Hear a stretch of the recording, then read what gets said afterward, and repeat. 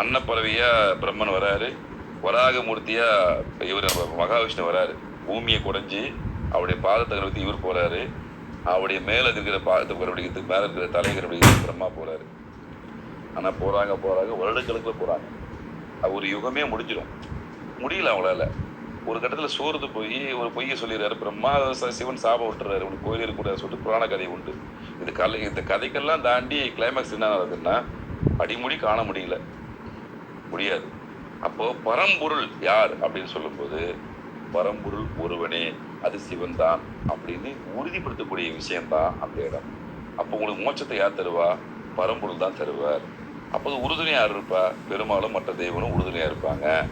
அப்படின்ற அகந்தையை சுட்டெரிக்கும் தன்மை இருக்கிறது உங்ககிட்ட. ஆணவம், பொறாமை, பொச்சரிப்பு எவ்வளோ விஷயத்தையும் எரிச்சு உங்களை தூய்மைப்படுத்தி இறைவன் பாதத்தில் வைக்கிற நிகழ்வு தான் இந்த கார்த்திகை தீபத்தோட தத்துவம்.